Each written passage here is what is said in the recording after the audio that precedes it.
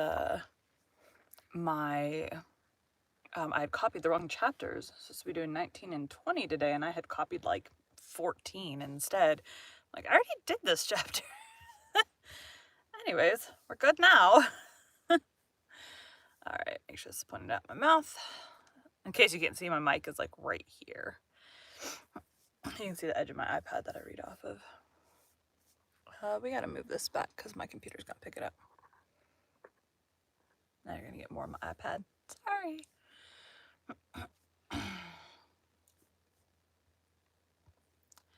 My throat, I'm gonna have to drink throat coat later today. Ew.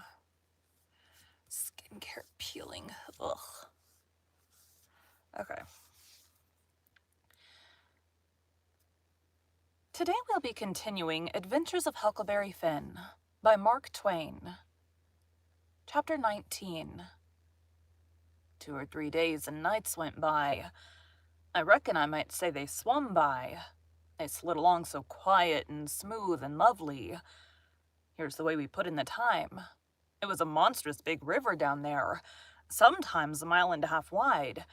We run nights and laid up and hid daytimes. Soon as night was most gone, we stopped navigating and tied up, nearly always in the dead water under a towhead, and then cut young cottonwoods and willows and hid the raft with them. Then we set out the lines. Next, we slid into the river and had a swim, so as to freshen up and cool off. Then we sat down on the sandy bottom where the water was about knee-deep and watched the daylight come. Not a sound anywheres. Perfectly still, just like the whole world was asleep, only sometimes the bullfrogs a-cluttering, maybe. The first thing to see, looking away over the water, was a kind of dull line. That was the woods on the other side.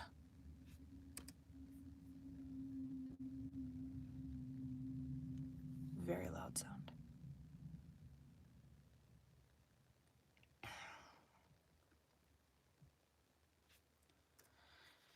That was the woods on the other side. You couldn't make nothing else out. Then a pale place in the sky. Then more paleness spreading around. Then the river softened up way off and weren't black anymore, but gray. You could see little dark spots drifting along ever so far away, trading scows and such things, and long black streaks, rafts. Sometimes you could hear a sweep squeaking, or jumbled up voices. It was so still, and sounds come so far, and by you could see a streak on the water, which you know by the look of the streak that there's a snag there in a swift current, which breaks on it and makes that streak look that way. And you see the mist crawl up off the water, and the east reddens up in the river, and you make out a log cabin in the edge of the woods away on the bank on the other side of the river, being a wood yard likely, and piled by them cheats so you can throw a dog through it anywheres. Then the nice breeze springs up, and comes fanning you from over there, so cool and fresh and sweet to smell on account of the woods and the flowers. But sometimes not that way, because they've left dead fish laying around, gars and such, and they do get pretty rank. And next you've got the full day, and everything's smiling in the sun, and the songbirds just going it.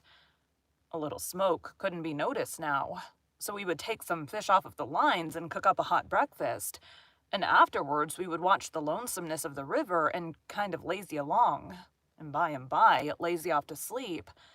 Wake up by and look to see what done it, and maybe see a steamboat coughing along upstream. So far off towards the other side you couldn't tell nothing about her, only whether she was a stern wheel or a side wheel. Then for about an hour there wouldn't be nothing to hear nor nothing to see, just solid.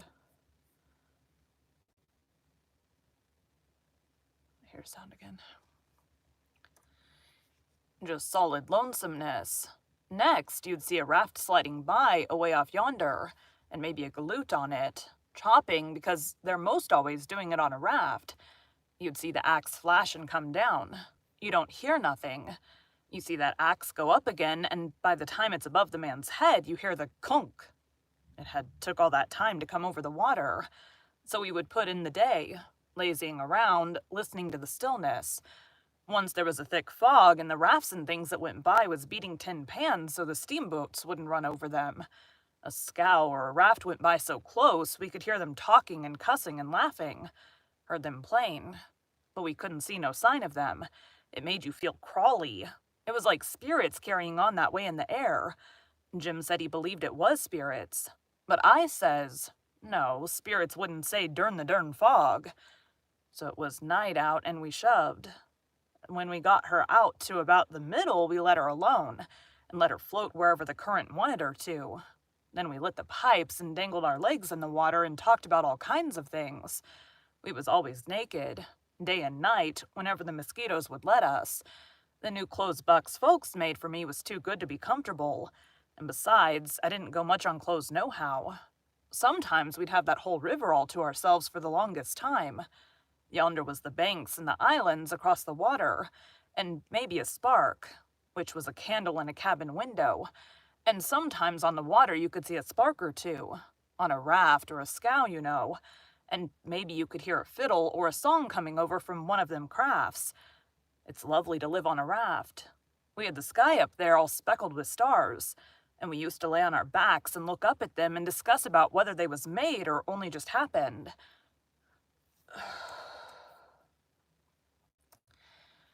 Jim, he allowed they was made, but I allowed they happened. I judged it would have took too long to make so many. Jim said the moon could have laid them. Well, that looked kind of reasonable, so I didn't say nothing against it, because I've seen a frog lay most as many, so of course it could be done. We used to watch the stars that fell too and see them streak down. Jim allowed they'd got spoiled and was hove out of the nest. Once or twice of a night we would see a steamboat slipping along in the dark, and now and then she would belch a whole world of sparks up out of her chimblies, and they would rain down in the river and look awful pretty. Then she'd turn a corner and her lights would wink out and her powwow shut off and leave the river still again. And by her waves would get to us, a long time after she was gone, and joggle the raft a bit. And after that, you wouldn't hear nothing, for you couldn't tell how long, except maybe frogs or something. After midnight, clicking.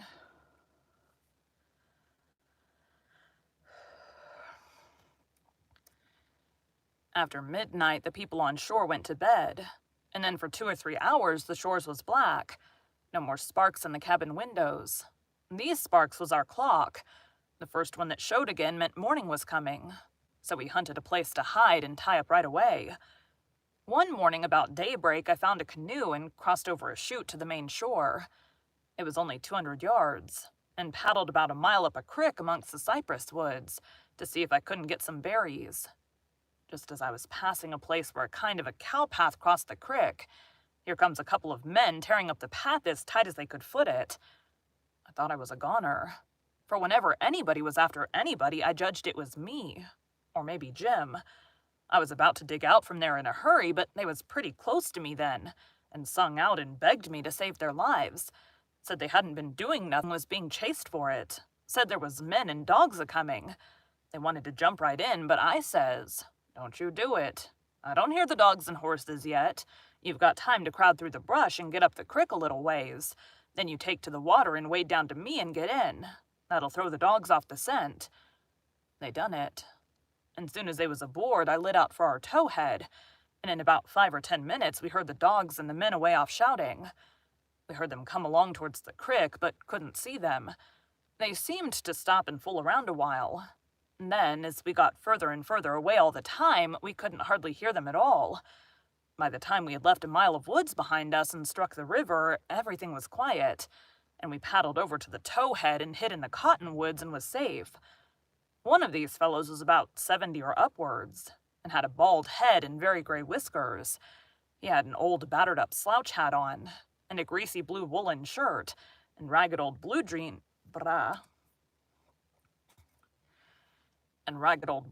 breeches stuffed into his boot tops and home-knit glusses. No, he only had one. He had an old long-tailed blue jeans coat with slick brass buttons flung over his arm, and both of them had big, fat, ratty-looking carpet bags. The other fellow was about 30, and dressed about as ornery. After breakfast, we all laid off and talked, and the first thing that come out was that these chaps didn't know one another. "What got you into trouble?" says the bald head to the other chap. "Well, I'd been selling an article to take the tartar off the teeth, and it does take it off too, and generally the enamel along with it.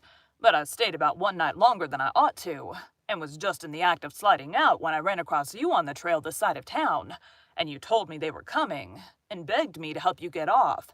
So I told you I was expecting trouble myself and would scatter out with you. That's the whole yarn. What's yourn? Save that voice.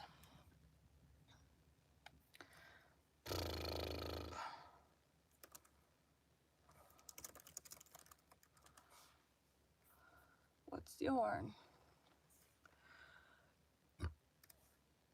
Well, I'd been running a little temperance revival there about a week, and was the pet of the women folks, big and little, for I was making it mighty warm for the rummies, I tell you, and taking as much as $5 or $6 a night, 10 cents a head, children and servants free, and business a-growing all the time, when somehow or another a little report got around last night that I'd a way of putting in my time with a private jug on the sly. A servant rousted me out this morning and told me the people was gathering on the quiet with their dogs and horses, and they'd be along pretty soon and give me about half an hour's start, and then run me down if they could. And if they got me, they'd tar and feather me and ride me on a rail, sure. I didn't wait for no breakfast. I weren't hungry. Old man, said the young one, I reckon we might double-team it together. What do you think? I ain't undisposed. What's your line, mainly? Jar printer by trade. Do a little in patent medicines. Theater actor. Tragedy, you know. Take a turn to mesmerism and phrenology when there's a chance. Teach singing geography school for a change. Sling a lecture sometimes. Oh, I do lots of things. Most anything that comes handy so it ain't work. What's your lay? I've done considerable in the doctoring way in my time. Laying on of hands is my best holt, for cancer and paralysis and sich things. And I can tell a fortune pretty good when I've got somebody along to find out the facts for me. Preachin's my line too, and working camp meetings and missionarying around. Nobody... Stupid. This weekend I need to, tie up all of my lines correctly, because right now they're all just kind of, hanging all over the place. But I need to properly get these guys so that we can hopefully stop the feedback I keep getting. Nobody never said anything for a while. Then the young man hove a sigh and says, "Alas!" "What are you alassin' about?" says the bald head. "To think I should have lived to be leading such a life and be degraded down into such company." And he begun to wipe the corner of his eye with a rag. "Durn your skin, ain't the company good enough for you?" says the bald head pretty pert and uppish. "Yes, it is good enough for me. It's as good as I deserve, for who fetched me so low when I was so high? I did myself. I don't blame you, gentlemen. Far from it. I don't blame anybody. I deserve it all. Let the cold world do its worst. One thing I know, there's a grave somewhere for me. The world may go on just as it's always done and take everything from me. Loved ones, property, everything. But it can't take that. Someday I'll lie down in it and forget it all, and my poor broken heart will be at rest." He went on a-wiping. "Drat your poor broken heart," says the bald head. "What are you heaving your poor broken heart at us for? We ain't done anything. No, I know you haven't. I ain't blaming you, gentlemen. I brought myself down. Yes, I did it myself. It's right I should suffer. Perfectly right. I don't make any moan." "Brought you down from where? Where was you brought down from?" "Ah, you would not believe me. The world never believes. Let it pass. 'Tis no matter. The secret of my birth. The secret of your birth. Do you mean to say, gentlemen," says the young man very solemn, "I will reveal it to you, for I feel I may have confidence in you. By rights, I am a duke." Jim's eyes bugged out when he heard that, and I reckon mine did too. Then the bald head says, "No, you can't mean it." "Yes, my great-grandfather, eldest son of the Duke of Bridgewater, fled to this country about the end of the last century, to breathe the pure air of freedom, married here and died, leaving a son, his own father dying about the same time. The second son of the late Duke seized the titles and estates. The infant real Duke was ignored. I am the lineal descendant of that infant. I am the rightful Duke of Bridgewater. And here I am, forlorn, torn from my high estate, hunted of men, despised by the cold world, ragged,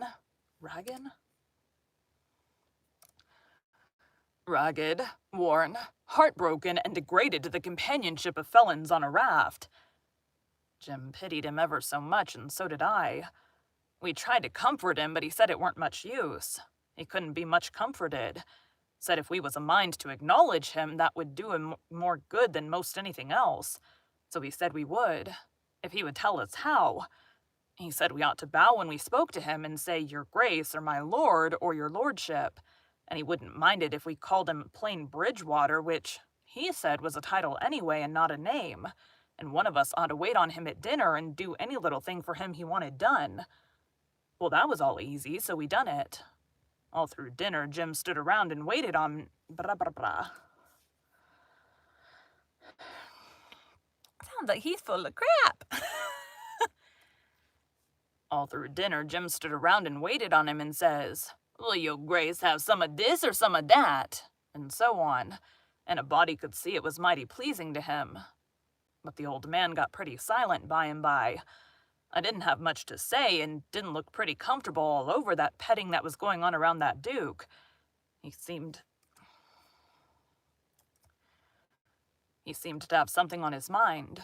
So along in the afternoon he says, "Looky here, Bilgewater." No, that's supposed to be the old man. "Looky here, Bilgewater," he says. "I'm nation sorry for you, but you ain't the only person that's had troubles like that. No, you ain't.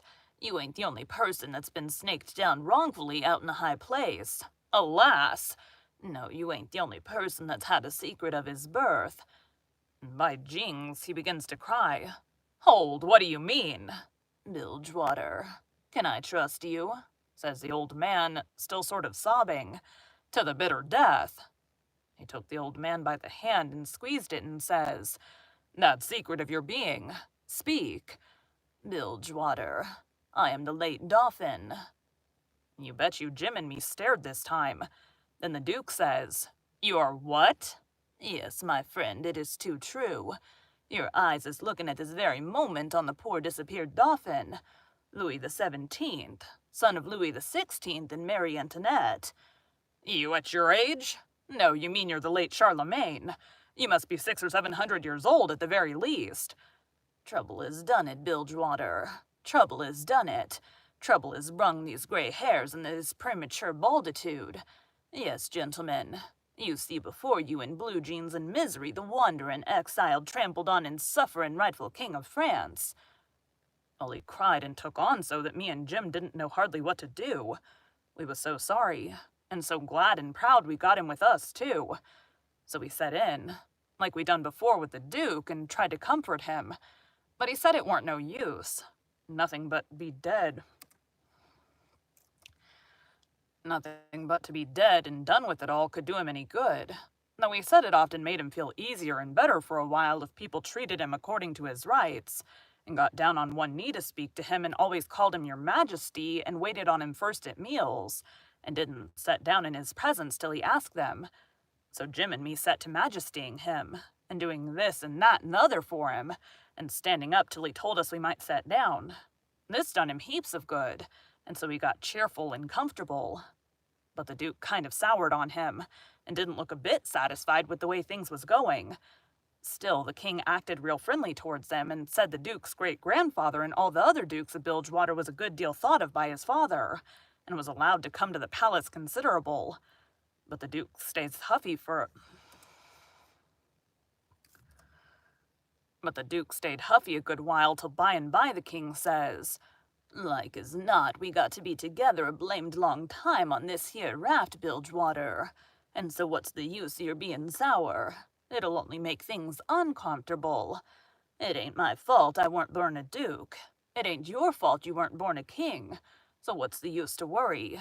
Make the best of things the way you find 'em, says I. That's my motto. This ain't no bad thing that we've struck here. Plenty grub and an easy life. Come, give us your hands, Duke, and let's all be friends." The Duke done it. and Jim and me was pretty glad to see it. It took away all the uncomfortableness, and we felt mighty good over it, because it would have been a miserable business to have any unfriendliness on the raft. For what you want, above all things on a raft, is for everybody to be satisfied and feel right and kind towards the others. It didn't take me long to make up my mind that these liars weren't no kings nor dukes at all, but just low-down humbugs and frauds. But I never said nothing, never let on. Kept it to myself. It's the best way. Then you don't have no quarrels and don't get into no trouble. If they wanted us to call them kings and dukes, I hadn't no objections, long as it would keep peace in the family. And it weren't no use to tell Jim, so I didn't tell him. If I never learned nothing else out of Pap, I learned that the best way to get along with his kind of people is to let them have their own way.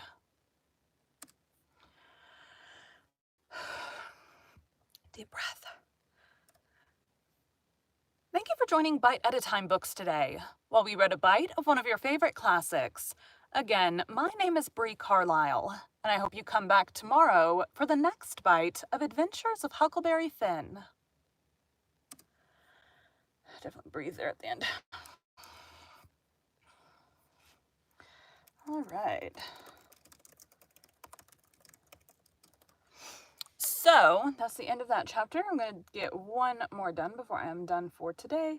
About 45 minutes for work. If I finish this one early enough, I'm going to get some auditions done too. I've been trying this week to keep on top of that because it's awful hard to land audiobooks if you don't audition for them. I have a pretty full, so June is audiobook month, and I just did an intro video yesterday. I didn't talk about how many projects I have upcoming. I just saw another narrator do that, but she was like, oh, I have 5 projects, and I think I have like 20 upcoming projects right now that are like on the schedule to get done, because I have like 80 something on Audible. Okay, 13. I have 13 that are currently being worked on. So I'm either reading through or currently recording, or I've already read through it and I'm waiting to record it, or I don't have the book yet on a few of them, but they've sent me the contract, so like I'm going to do it, but I don't know when.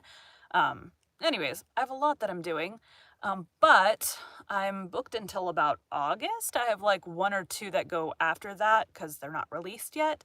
Like I have one scheduled for next year because she just announced it was supposed to be done this year and she's going to move it into next year. But like, so I have it on my schedule technically, but I won't actually be doing it until next year. Anyways, June is audiobook month. You should leave a review on your favorite audiobook if you have not, or favorite audiobook podcast.